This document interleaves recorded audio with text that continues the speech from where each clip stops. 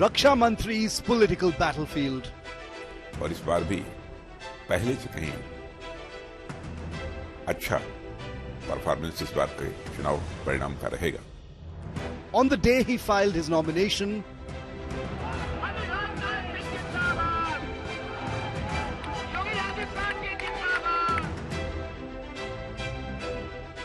Defense Minister, first and exclusive on India Today. इस तरह China के साथ बातचीत चल रही है, कुछ मुद्दों पर बराबरी के स्तर पर बातचीत हो रही है। पाक ऑक्युपाइड कश्मीर में मांग हो रही है कि हमको भारत में मर्ज किया जाना चाहिए। Pakistan, China and Chunav. Rajnath Singh, exclusive. नमस्कार। दिल्ली में मोदी सरकार हैट्रिक की तैयारी में है और लखनऊ में यहां के सांसद राजनाथ सिंह जी भी तीसरी दफा इस सीट को जीतने की कोशिश कर रहे हैं। जिस दिन उन्होंने अपना नामांकन भरा, उन्होंने हमारे लिए वक्त निकाला। राजनाथ जी, स्वागत है आपका आज तक और इंडिया टुडे पर। और किसी भी प्रत्याशी के लिए नामांकन वाला दिन बहुत अहम होता है, तो ऐसे दिन पर आपने हमारे लिए वक्त निकाला, शुक्रिया आपका। आप 2 दफा यहां पर पहले भी चुनाव जीत चुके हैं, 14 में और 19 में। जब आप तुलना करते हैं पहले के 2 चुनाव में, इस बार लखनऊ की लड़ाई को पहले की तुलना में आप क्या फर्क पाते हैं? क्या आपको लगता है किससे? वैसे मैं समझता हूं कि कल से ही आप लखनऊ में हैं और चूंकि पत्रकारिता जगत से जुड़े हुए हैं आप, तो निश्चित रूप से आपने लोगों से संपर्क किया होगा और यहाँ की राजनीतिक स्थिति का जायजा लिया होगा आपने। मुझे विश्वास है कि पहले भी यहाँ की जनता का विश्वास मुझे प्राप्त था और इस बार भी पहले से कहीं अच्छा परफॉर्मेंस इस बार के चुनाव परिणाम का रहेगा, ऐसा मेरा विश्वास है। सर, पहले 2 चरण का जो मतदान रहा उसका एक फीचर निकल के आ रहा है कि इस बार लोगों में उस तरह का जोश और जुनून नहीं है वोटिंग को लेकर जो कि 2014 और 19 में था। पिछले चुनाव से करीब 4% दोनों फेजेस मिला के वोटिंग परसेंटेज डाउन है।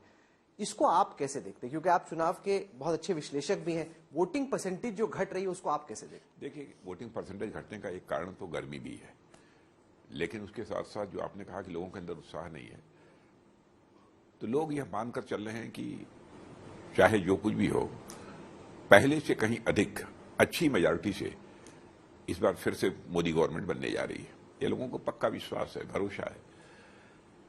और उसके अतिरिक्त जो अपोजिशन से का समर्थक जो मतदाता है, मैं समझता हूं कि उसके अंदर कुछ हताशा, निराशा है कि अपोजिशन को जैसा परफॉर्म करना चाहिए इस बार के चुनाव में वो नहीं कर पाएगा।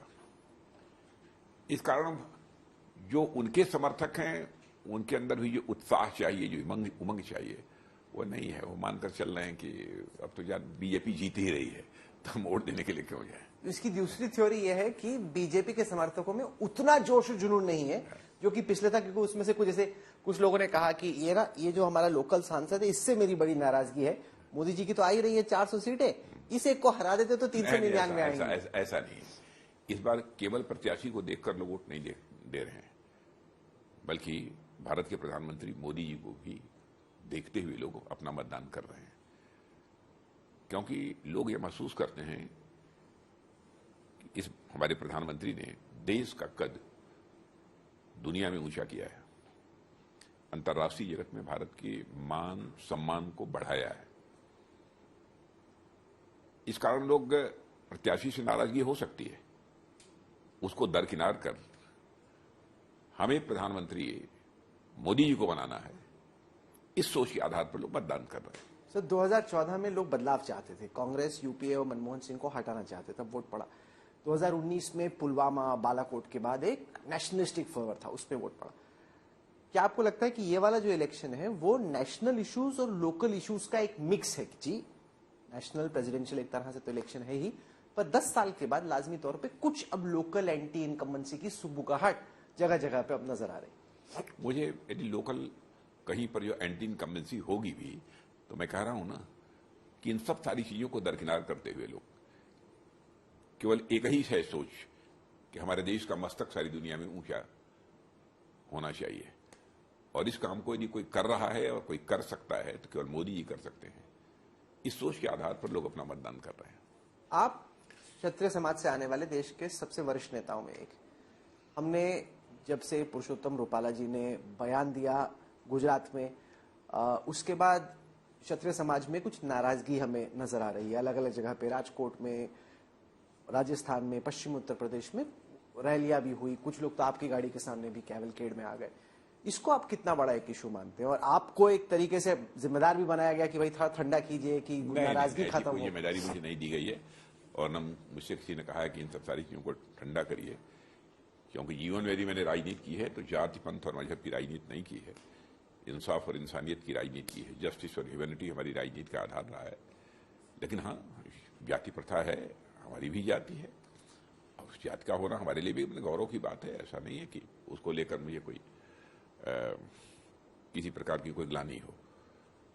लेकिन मेरा विश्वास है कि समाज के लोगों ने सदैव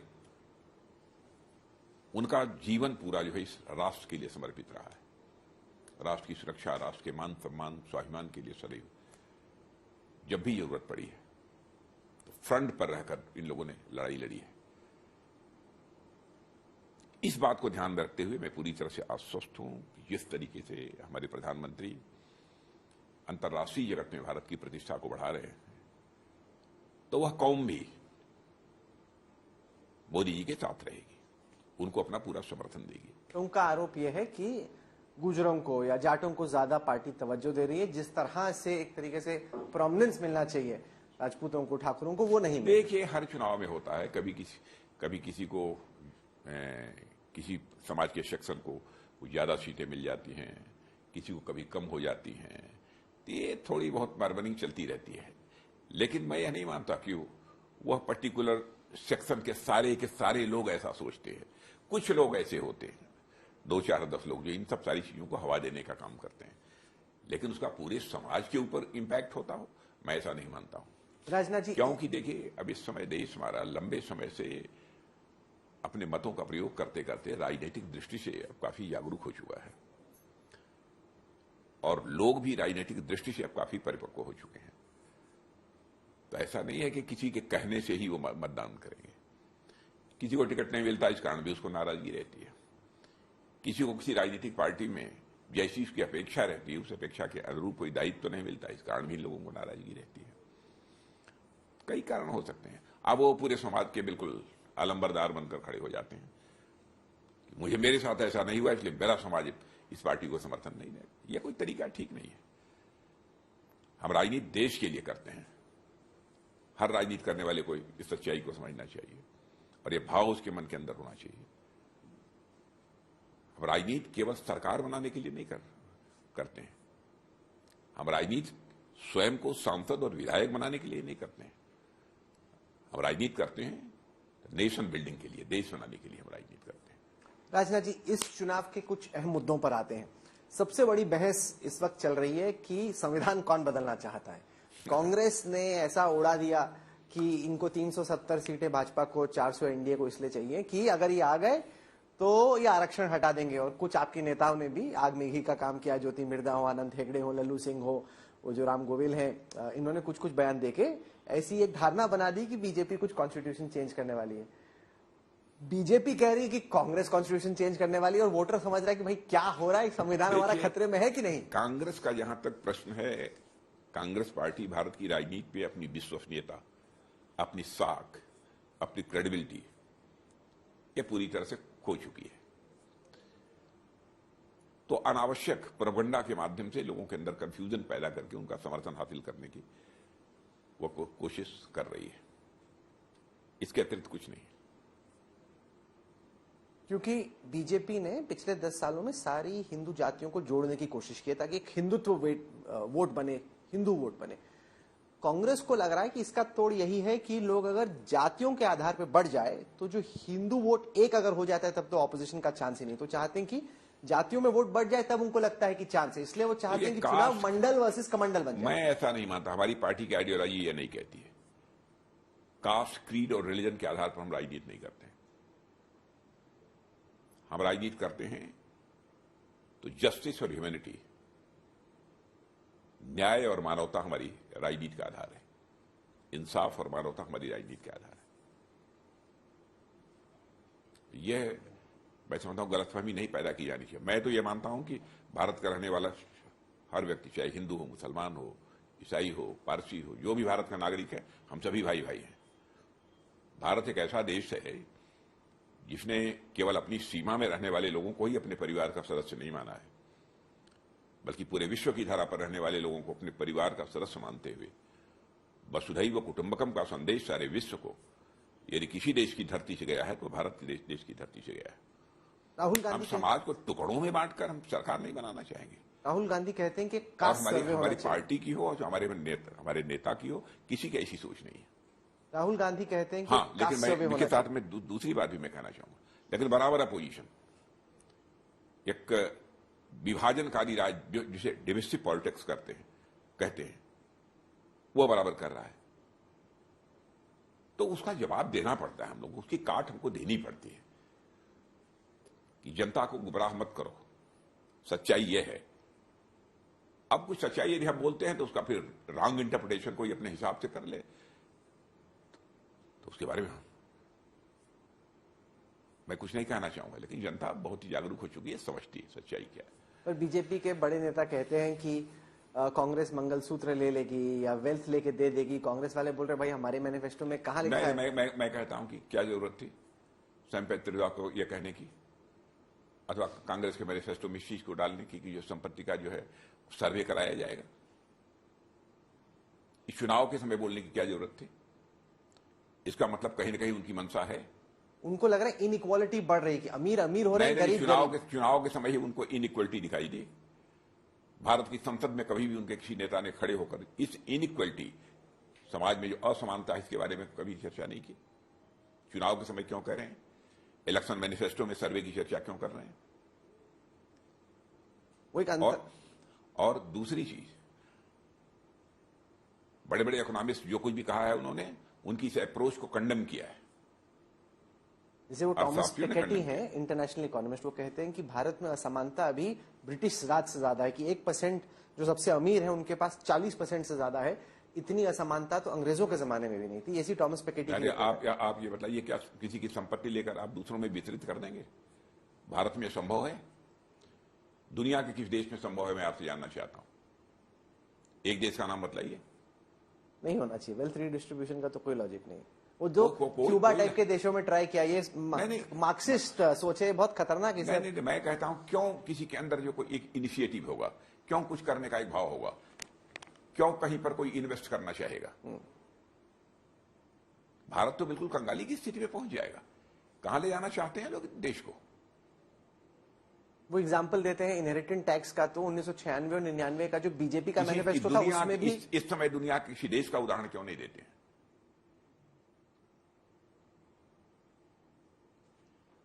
भाई, लोगों के अंदर कैसे यह एक भाव पैदा होगा कि हमको इन्वेस्ट करना चाहिए, इसमें हमको ज्यादा संपत्ति अर्जित करनी चाहिए। ठीक है, जो संपत्ति होगी वो देश के काम आएगी। गरीबी को दूर करने के लिए वास्तव में जिस तरीके से पहल की जानी चाहिए, हमारी सरकार ने बहुत ही प्रभावी तरीके से पहल की है। और आपने देखा कि आजाद भारत के इतिहास में कभी नहीं हुआ 25 करोड़ से अधिक लोगों को गरीबी के संकट से बाहर करने में हम लोगों ने कामयाबी हासिल की है। और मैं नहीं कह रहा हूं, नीति आयोग ने कहा है। और इतना ही नहीं है, दुनिया के दूसरे देशों की फाइनेंशियल फर्म्स ने भी कहा है, इकोनॉमिस्ट ने भी इस सच्चाई को स्वीकार किया है और इसकी तारीफ की है। गरीबी दूर करने का भी तरीका होता है। जनता की आंखों में बराबर धूल लोग झोंकते रहे। पंडित जवाहरलाल नेहरू ने कहा कि हम गरीबी दूर करना चाहते हैं, इसलिए मेरी सरकार बनाओ। इंदिरा जी ने कहा हम गरीबी दूर करना चाहती हूं, इसलिए हमारी सरकार बनाओ। राजीव गांधी जी ने भी कहा, मनमोहन सिंह जी ने भी कहा, नहीं गरीबी दूर हुई। लेकिन 8 वर्षों के अंदर 25 करोड़ लोगों को गरीबी रेखा से बाहर करने में हम लोगों ने कामयाबी हासिल की है। विपक्ष का ये आरोप है कि बीजेपी अपने ही प्रोपेगेंडा या अपनी ही कामयाबी में कन्विंस हो रही है। जिस तरीके से 2004 से पहले प्रमोद महाजन इंडिया शाइनिंग का कैंपेन, उनको लगा कि बीजेपी तो शाइन कर रही है, इसलिए उनको लग रहा है कि इंडिया शाइन कर रहा है। आप तो उस दौर में बहुत सक्रिय थे, क्या कोई तुलना आपको नजर आती है इंडिया शाइनिंग मोमेंट से और आज में? मैं बहुत सक्रिय नहीं, लेकिन मैं कह सकता हूं कि भाई इंडिया शाइनिंग की बात उन्होंने कही थी, लेकिन उस समय इस समय में अंतर है। क्या अंतर पाते हैं? हमारे देश की इकोनॉमी में भी बहुत बड़ा अंतर आया है। इकोनॉमी की साइज ही देखें इस समय, जो अनएक्सपेक्टेड है, कभी लोग कल्पना नहीं करता था कोई। भारत इकॉनमी की साइज के मामले में जहां दुनिया के देशों में 2014 में 11वें स्थान पर था, वो जंप लेकर आज दुनिया के देशों में 11वें स्थान पर पहुंच गया है, 5वें स्थान पर पहुंच गया है। और सारी दुनिया के इकोनॉमिस्ट इस सच्चाई को स्वीकार करते हैं और कहते हैं कि 2027 आते आते भारत दुनिया की टॉप 3 इकोनॉमीज में आकर खड़ा हो जाएगा। तो चिदम्बरम कहते हैं कि किसी की भी सरकार हो, थर्ड तो बनना तय ही है, इंडिया वैसे ग्रो कर रहा है। इनके समय क्यों नहीं हुआ? सवाल तो यह है, इन्होंने क्यों नहीं कर लिया? सही बात। सर, राहुल गांधी कहते हैं कि एक जातीय सर्वे करने की जरूरत है, कि एक एक्सरे होना चाहिए समाज का कि कास्ट क्या है, उसके बाद वो किसी क्रांति की बात करते हैं कि रेवोल्यूशन होगा। उनके लिए कास्ट सर्वे बहुत अहम है। क्या आपको लगता है कि ये उलझा सकता है आपको थोड़ा सा चुनाव में? यानी इसके पीछे उद्देश्य उनका क्या है, पहले तो यह स्पष्ट होना चाहिए ना। जातिगत हम जनगणना कराना चाहते हैं, इसके पीछे उद्देश्य क्या है, उनकी मंशा क्या है, इसको तो स्पष्ट नहीं किया। कि वो पता तो चले कि किस स्कीम में कितना मिलता है, वो सब कुछ जाति के आधार पर तय होता है, लेकिन पता ही नहीं कि किसकी कितनी जाति, मतलब ये उनकी सोच है। मुझे लगता है कि शायद आरक्षण की व्यवस्था को समाप्त करना चाहते हैं, कांग्रेस खत्म करना चाहते हैं। हाँ बिल्कुल। ये आपको क्यों लगता है? नहीं, इस प्रकार की हरकतें ये लोग करते रहते हैं, बोलते कुछ हैं करते कुछ हैं। इनकी नीयत पर भरोसा नहीं किया जा सकता है। आपको लग रहा है कांग्रेस ही आरक्षण खत्म? लेकिन मैं 2 टूक शब्दों में स्पष्ट कर देना चाहता हूं कि आरक्षण की व्यवस्था भारतीय जनता पार्टी जो चल रही है, जब तक अपने लक्ष्य को प्राप्त नहीं कर लेगी तब तक हमारी आरक्षण की व्यवस्था भारत में बनी रहेगी। क्या है वो लक्ष्य जिसको प्राप्त करने के बाद आरक्षण खत्म हो सकता है? नहीं, भारत एकदम बिल्कुल विश्व का सबसे धनवान देश बन जाए, सभी संपन्न हो, किसी प्रकार की आर्थिक तंगी न हो। जब विकसित बन जाए भारत तब आरक्षण हट सकता है। जब विकसित बन जाए भारत, विकसित बन जाए तो उसके बाद मैं समझता हूं कि जब देश को महसूस होने लगेगा कि नहीं अब आरक्षण वगैरह की कोई जरूरत नहीं, तब देश अपना फैसला करेगा। लेकिन आज के बारे में मैं कहना चाहूंगा कि आरक्षण की व्यवस्था हमारे देश में चलेगी, हम उसको समाप्त नहीं करना चाहते। आज वह स्थिति नहीं है कि हम समाप्त करें, क्योंकि एक ऐसा मुद्दा है, आज कुछ लोगों को विशेष अवसर देने की आवश्यकता है, यह मैं महसूस करता हूं। क्योंकि एक ऐसा मुद्दा है जिसको लेकर जो ओबीसी दलित समाज है वो बड़ा ही पैनिक करने लग जाता है। कोई पैनिक नहीं करता है। नहीं, अगर हट जाए तो उनको जो चिंता। कमजोर लोग होते हैं, जिनका राजनीति में जनाधार खिसकने लगता है, ऐसे ही लोग पैनिक क्रिएट करते हैं, लोगों को डराने की कोशिश करते हैं। मैंने कहा ना कि आरक्षण की व्यवस्था नहीं समाप्त होगी, है, चलती रहेगी। जिस तरह से राहुल गांधी अभी अपनी राजनीति कर रहे हैं उसको आप कैसे देखते हैं? जगह जगह रुकते हैं, पूछते हैं अपनी जात बताओ, आपकी क्या जात है, आपकी क्या जात है, फिर किसी अग्रवाल से पूछते हैं कि क्या आपको जीएसटी समझ में आता है? तो मैंने कभी देखा नहीं ऐसा। मुझे लगता है कि कहीं पर कांग्रेस की सोच में जो क्लैरिटी होनी चाहिए, स्पष्टता होनी चाहिए, वो नहीं है। मुझे लगता है कहीं ना कहीं वो लोग कंफ्यूज्ड हैं, हताश हैं, निराश हैं, मेरा ये मानना है। इसमें जानना चाहता हूं रक्षा क्षेत्र पर हमको ये बताएं वो लोग जात की जनगणना करा के करना क्या चाहते हैं वो लोग? ये जो गवर्नमेंट स्कीम है सही को मिलनी चाहिए ना, कि मतलब अभी पता ही नहीं हम इतना पुराने कास्ट सर्वे पे दे रहे हैं। हमारी सोशल वेलफेयर की जितनी भी स्कीम्स हैं, बिना भेदभाव के सभी के पास पहुंच रही है कि नहीं पहुंच रही है, मैं इसका केवल जवाब चाहता हूं। कोई यह बतला दे, चाहे किसी भी जाति का हो, किसी भी पंथ का हो, किसी भी मजहब का हो, यह बतला दे कि हमारे साथ किसी प्रकार का कोई भेदभाव हुआ है, कोई डिस्क्रिमिनेशन हुआ है, कोई बतला दे। क्या इस तरीके से काम नहीं किया जा सकता? क्यों जनता को कंफ्यूज करना चाहते हैं? क्यों जनता को बार बार इन लोगों ने बराबर जनता को धोखे में रहकर, जनता को गुमराह करके उनका समर्थन हासिल करने की कोशिश की है? जनता की आंखों में धूल झोंक कर इन्होंने समर्थन हासिल किया है समय समय पर, लेकिन जनता की आंखों में धूल झोंक कर समर्थन हासिल करने की कोशिश नहीं होनी चाहिए स्वस्थ लोकतांत्रिक व्यवस्था में, बल्कि जनता की आंखों में आंख डालकर बातचीत करने की कुवत होनी चाहिए। सर, बीजेपी कहती है कि अगर हमारी तीसरी दफा सरकार बने तो पहले 100 दिन में बड़े फैसले होंगे।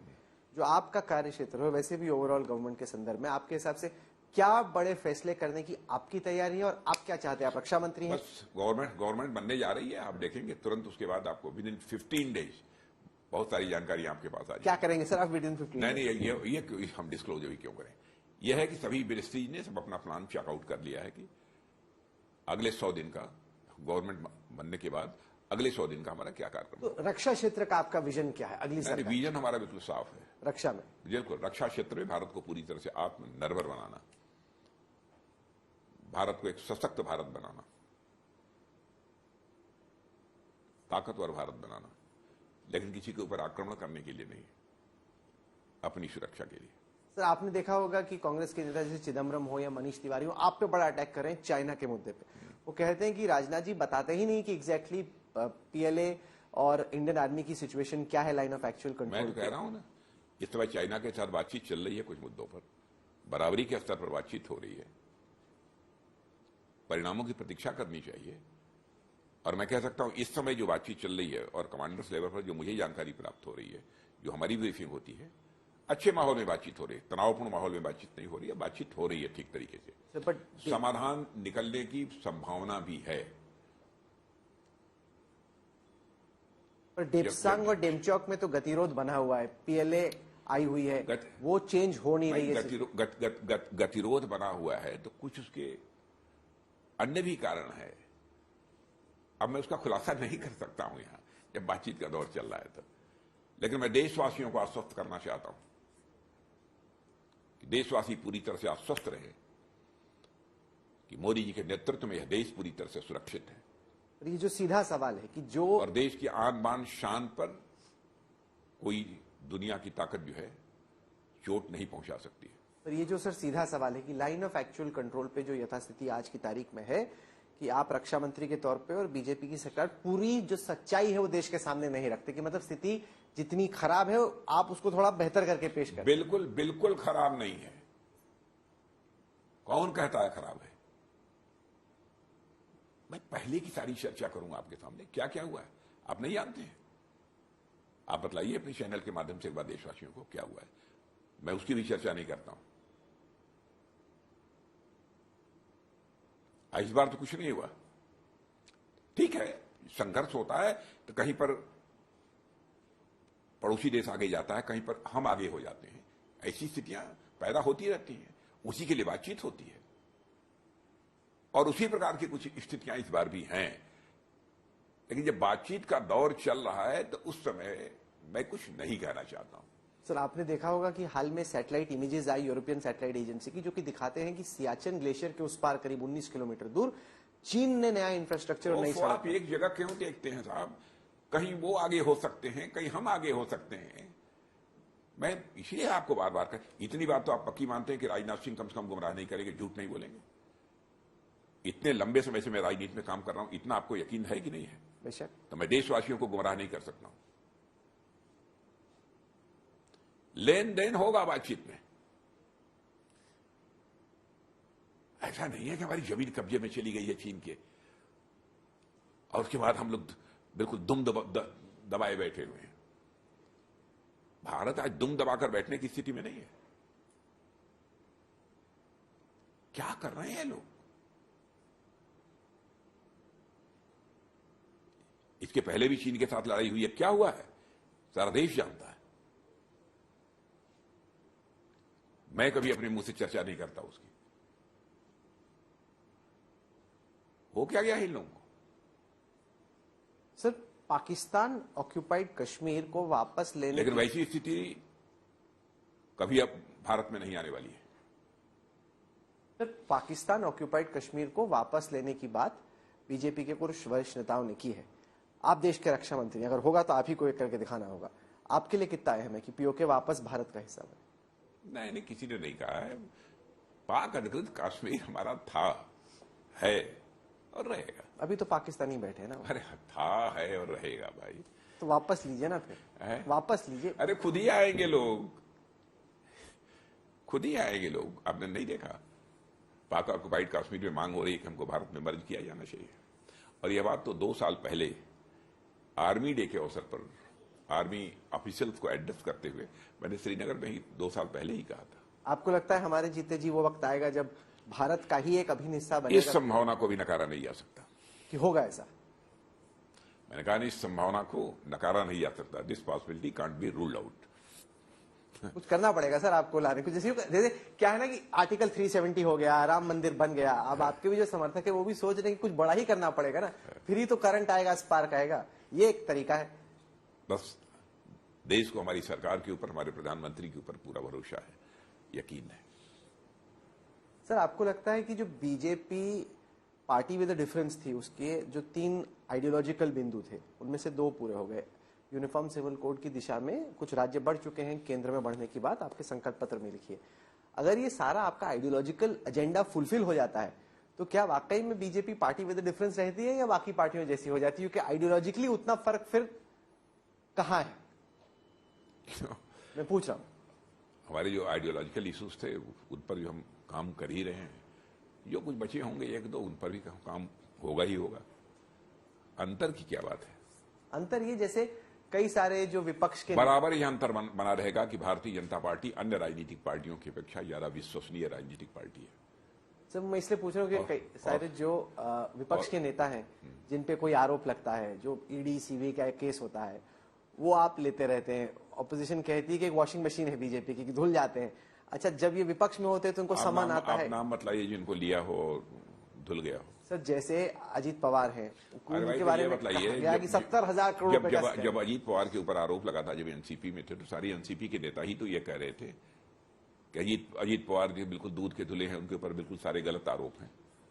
तो आज यदि पूरी जांच के बाद निकल कर आया कि नहीं, उनके ऊपर आरोप सही नहीं है, तो इस पर उनको क्यों आपत्ति होनी चाहिए?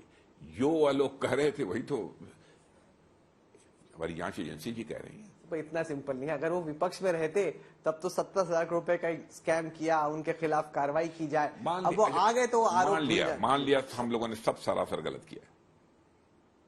सरकार का तो कोई लेना देना नहीं है एजेंसियों से कि एजेंसी को इंस्ट्रक्ट करते हो कि आप जाइए फला जगह छापे डालिए, फला के ऊपर उनको गिरफ्तार करिए, उनकी संपत्ति जब्त कीजिए, ऐसा कोई इंस्ट्रक्शन देती नहीं।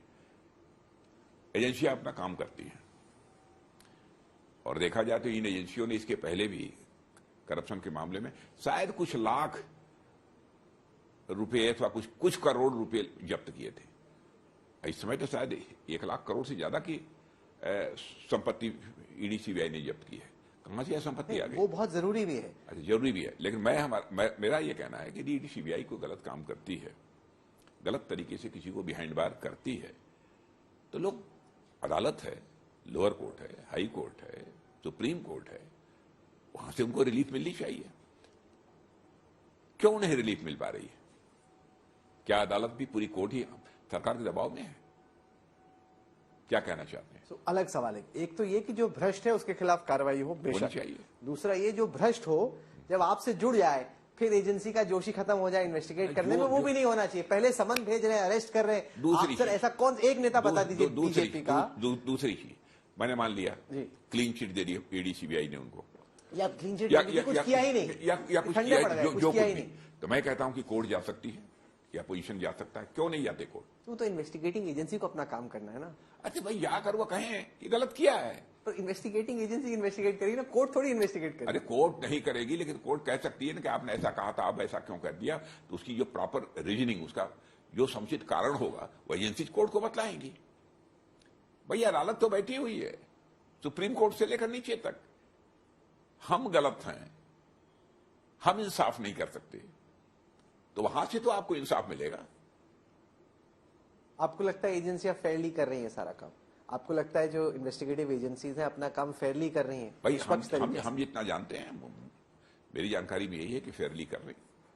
राजनाथ जी, आपका इतना लंबा राजनीतिक करियर रहा है, आप कृषि मंत्री रह चुके हैं, आप रक्षा मंत्री रह चुके हैं, होम मिनिस्टर रह चुके हैं, सर्विस ट्रांसपोर्ट मिनिस्टर रह चुके हैं, हर तरह की चीज आपने की। जब आप नामांकन मैं इसके अतिरिक्त भी रह चुका हूँ। हाँ, मैं बीजेपी यूथ विंग का जिलाध्यक्ष भी रह चुका हूँ। नहीं, बीजेपी यूथ विंग का जिलाध्यक्ष रह चुका हूँ, बीजेपी का जिलाध्यक्ष रह चुका हूँ, बीजेपी यूथ विंग का मैं प्रदेश अध्यक्ष रह चुका हूँ, बीजेपी मेन पार्टी का भी प्रदेश अध्यक्ष रह चुका हूँ, बीजेपी यूथ विंग का भी ऑल इंडिया जनरल सेक्रेटरी रहा हूँ, बीजेपी पार्टी का भी ऑल इंडिया जनरल सेक्रेटरी रहा हूँ, बीजेपी यूथ विंग का भी प्रेसिडेंट रहा हूँ, बीजेपी मेन पार्टी का भी 2 बार प्रेसिडेंट रहा हूँ,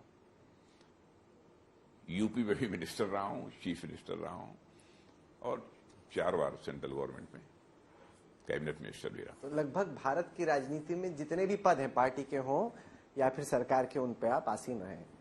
जब आप अपनी गाड़ी के ड्राइवर सीट पे बैठते हैं, आपकी जो पॉलिटिकल गाड़ी है, आपको आगे क्या नजर आता है? आगे क्या देखते हैं? किसके व्हाट आफ्टर दिस? किसके बारे में? अपने बारे में। मैंने अपने बारे में तो कोई सवाल ही नहीं, सोचने का कोई कारण ही नहीं है, कभी सोचा ही नहीं। जिस समय बचपन में हम लोग राष्ट्रीय स्वयंसेवक संघ के स्वयंसेवक बने थे, कभी सोचा नहीं था कि हम किसी पार्टी में जाएंगे। और वही उस समय भारतीय जनसंघ थी, भारतीय जनसंघ भारतीय जनता पार्टी में कन्वर्ट होगी और फिर इस देश का की सत्ता सरकार बनाएगी वह पार्टी। इसकी तो कभी कल्पना भी नहीं की थी हम लोगों ने। तो पर लाजमी ही है, हर आदमी आगे की सोचता है कि इसके बाद क्या आप सोचते हैं कि राष्ट्रपति बन जाएं या उपराष्ट्रपति बन जाएं, वो नेक्स्ट लॉजिकल स्टेप रहेगा राजनाथ जी के लिए? No, why no? देखिए, जीवन के बारे में हमारे एकदम बिल्कुल पूरी तरह से मुझे स्पष्टता है। जो होना होगा होगा। हमारा काम यह है कि अपनी जो भी दायित्व है, जो भी जिम्मेदारी है, उसमें सही तरीके से पूरी ईमानदारी के साथ अपनी भूमिका का निर्वाह किया जाए। तो कहीं तो लगता होगा अगर राष्ट्रपति... बिल्कुल नहीं। हमारे साथ रहने वालों से पूछ लीजिए, मैं जानता हूं कि जो मैं कह रहा हूं देश को यकीन नहीं होगा।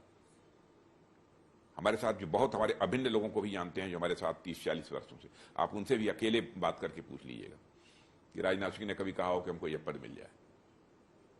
और मैं यह भी मैं बतलाना चाहता हूं डंके की चोट पर, भारत की राजनीति में कोई यह नहीं कह सकता कि मैंने विधानसभा का भी टिकट मांगा हो। मैं जानता हूं बहुत सारे लोगों को यकीन नहीं होगा, आज तक नहीं मांगा है। मैं आपके चैनल के माध्यम से मैं कहना चाहता हूं, और न टिकट मांगने कभी मैं गया हूं, और न कोई पद मैंने कभी मांगा है, न किसी के लिए पैरवी की है। देश के बड़े नेता जो सुन रहे होंगे, जो इस समय होंगे, वो तो जानते होंगे। राज्यसभा में भी रहा, विधान परिषद में भी रहा, विधानसभा में भी रहा, लोकसभा में भी हूं 3 बार से। कोई बताए तो कि किस्मत में लिखा है तो, वरना मांगेंगे नहीं, लॉबी नहीं करेंगे, कोई सवाल ही नहीं। यदि आदमी विवेकशील प्राणी है तो जो दायित्व अपने कंधों के ऊपर आता है उसका जो है बिल्कुल ईमानदारी के साथ निर्वाह करे। जो होना होगा होगा। पद के कारण ही व्यक्ति का कद नहीं बड़ा होता है। व्यक्ति का कद यदि बड़ा होता है तो उसकी कृतियों के कारण, उसके कामों के कारण उसका कद बड़ा होता है।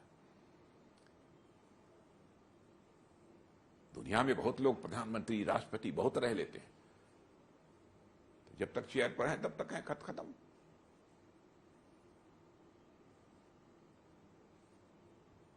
पोस्ट के कारण नहीं, अपनी डीड्स, अपनी कृतियों के कारण ही मनुष्य का कद बड़ा होता है। हाल ही में मैं उत्तराखंड में था और वहां पे ऐसे वोटरों से बातचीत हो रही थी, तो अग्निपथ स्कीम का, अग्निवीर स्कीम का जिक्र हुआ।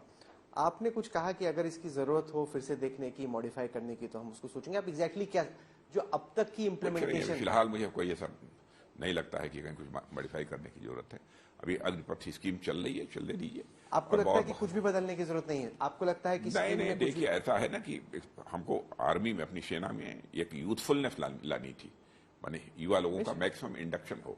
देश की सीमाओं की रक्षा करनी है तो जो वास्तव में जिनके अंदर ऊर्जा हो, जिनके अंदर कुछ कर गुजरने की ललक हो, इस आयु के लोगों की भर्ती ज्यादा होनी चाहिए। इस सोच के आधार पर हम लोगों ने किया है और मैं समझता हूं कि अभी तक मेरे पास कोई शिकायत कहीं से नहीं मिली है। तो अभी अग्निवीर स्कीम को मॉडिफाई करने की या बदलने की कोई सवाल ही नहीं, प्रश्न ही नहीं खड़ा होता, प्रश्न ही नहीं खड़ा होता।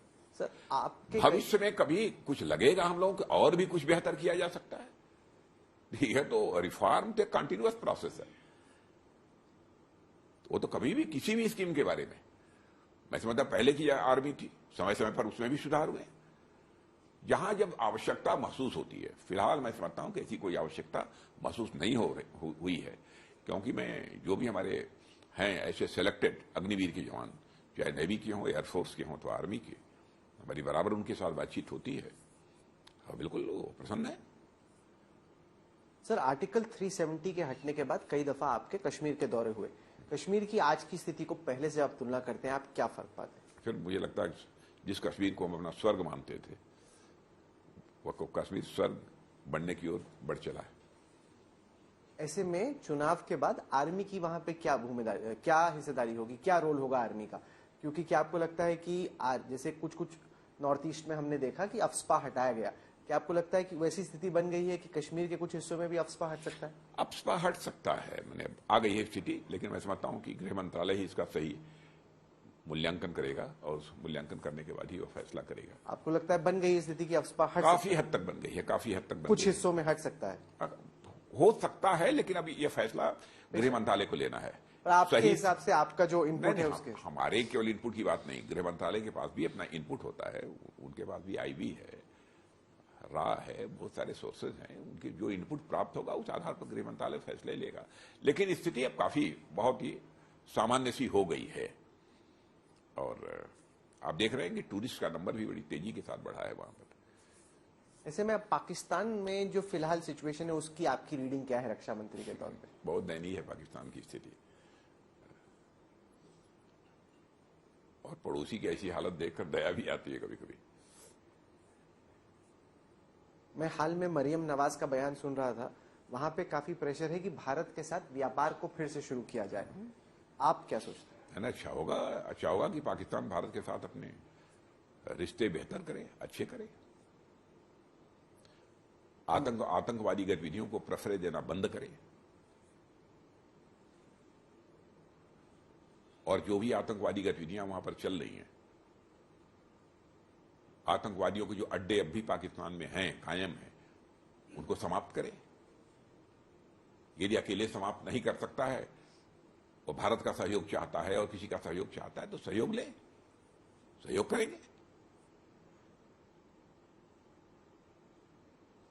हम लोग ओपन है ट्रेड नॉर्मलाइजेशन या ट्रेड रिजम्पशन के लिए? नहीं, स्थिति पहले सामान्य होगी तभी, उसी के बाद। हाँ, अभी नहीं। तो खत्म करने से पहले दो आखिरी सवाल। एक ये कि पिछले 10 साल में जब से आप इस सरकार में आए, सबसे बड़ी उपलब्धि आप क्या मानते हैं? कोई ऐसा काम जिसको आप मानते हैं कि आपकी लेगेसी का ये हिस्सा है कि राजनाथ सिंह ने सब लोगों के एफर्ट से ये अचीव किया, ये मेरी लेगेसी है जो मैं देश के लिए छोड़ूं? नहीं, जो कुछ भी होगी हमारी अचीवमेंट्स, मैं अपनी अचीवमेंट नहीं मानता हूं, पूरे गवर्नमेंट की अचीवमेंट मानता हूं। और मैं मानता हूं जो हमारी लीडरशिप होती है, जो हमारा प्राइम मिनिस्टर है, उसका जो विजन है, उसका जो मिशन है, उसका जो पैशन है, उस आधार पर ही किसी भी गवर्नमेंट में काम होते हैं।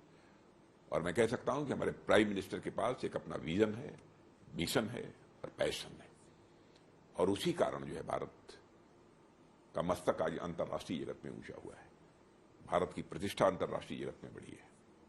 कोई एक ऐसी चीज, भारत की इकोनॉमी अब पूरे विश्व की टॉप 3 कंट्रीज में आकर 2027 तक खड़ी होने वाली है। कोई एक ऐसी चीज जिसका आपको खेद है, जो आपको लगता है ये ना होता तो अच्छा होता, या मैं कुछ कोई अलग खेद नहीं है, कुछ नहीं। आप तो एकदम किसी स्पिरिचुअल गुरु की तरह बोल रहे हैं, कोई खेद नहीं, ऐसे कैसे? कोई भी खेद नहीं? नहीं, अध्यात्म में मेरा पूरा विश्वास है, ईश्वर की सत्ता पर मेरा पूरा विश्वास है। मैं ईश्वरवादी हूं, रहूंगा, रहूंगा। मैं छोटा था बचपन में, तब भी मैं हनुमान चालीसा पढ़ता था। आज भी मैं अपना जो भी करना चाहिए धार्मिक मैं करता हूं। मुझे संकोच किसी बात का नहीं है। मैं बहुत प्रोग्रेसिव बनने के चक्कर में नहीं रहता हूं। जो मैं हूं सो हूं, जो मैं हूं सो हूं, और जो मैंने कहा सो कहा। तो जनता को डायरेक्ट विश्वास है, आपका ये मानना है? बिल्कुल बिल्कुल। आपकी कथनी पर आपने, राजनाथ जी, एक बेहद अहम दिन पर हमारे लिए वक्त निकाला। आपके निवास पर लखनऊ में सैकड़ों लोग बाहर इंतजार कर रहे हैं आपसे मुलाकात करने के लिए, आपको शुभकामनाएं देने के लिए। ऐसे में इतनी मसरूफियत में आपने हमारे लिए वक्त निकाला, बहुत बहुत शुक्रिया। बहुत धन्यवाद, बहुत धन्यवाद।